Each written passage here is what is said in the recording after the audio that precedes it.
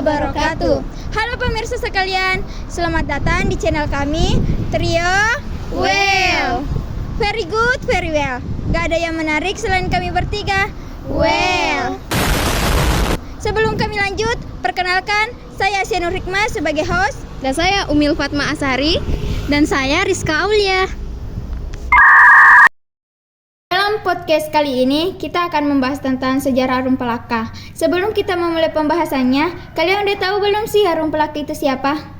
Jadi ya bagi yang belum tahu Arum Palaka itu siapa, Arum Palaka adalah seorang pejuang dan pemimpin yang dikenal karena perannya yang menanggulangi kolonialisme Makassar dan berjuang untuk kemerdekaan wilayah Kerajaan Bone.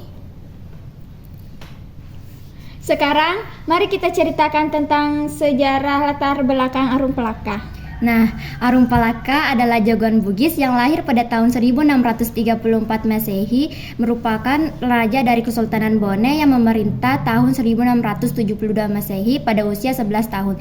Tepatnya pada saat Kerajaan Bone diinvasi oleh Kerajaan Goa atau Kesultanan Makassar.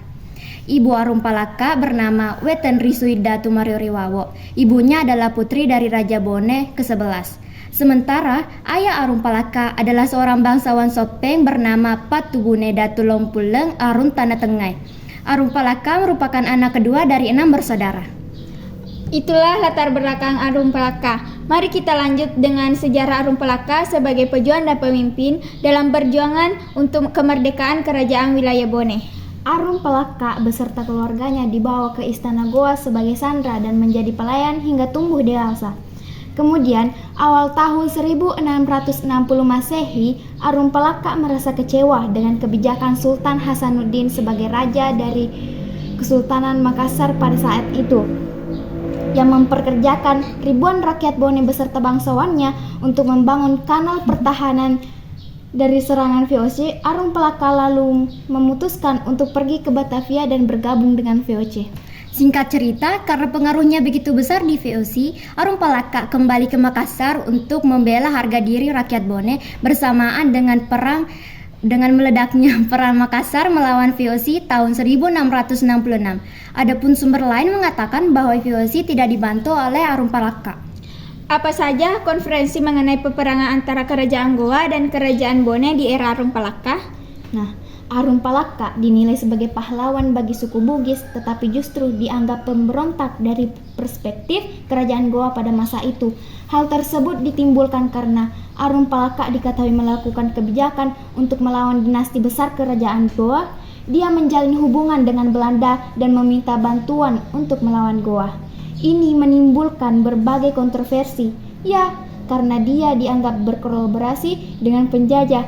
Meski ada yang melihatnya sebagai pengkhianatan, banyak yang juga menganggapnya sebagai langkah strategis. Dia berhasil meraih dukungan dengan VOC dan bersama dengan pasukan Belanda dia berhasil merebut kembali Bone. Apa pendapat kalian tentang ini?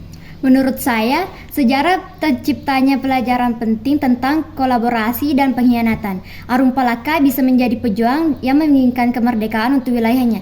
Namun berkolaborasi dengan pihak yang memiliki agenda berbeda itu beresiko. Oke, sekian perbincangan kita tentang Arum Palaka. Semoga dapat membuka wawasan pendengaran tentang sejarah Arum Palaka.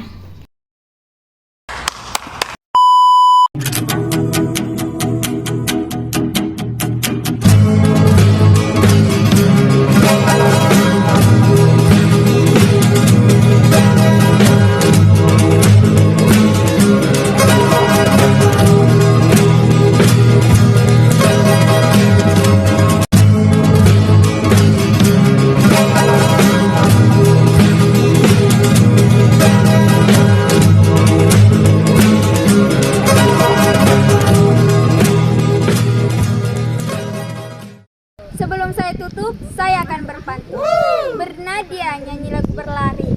Cakep. Tidak lupa mengajak aura kasih. Cakep. Salam dari kami 3 bidadari. Cukup sekian dan terima kasih. Assalamualaikum warahmatullahi wabarakatuh.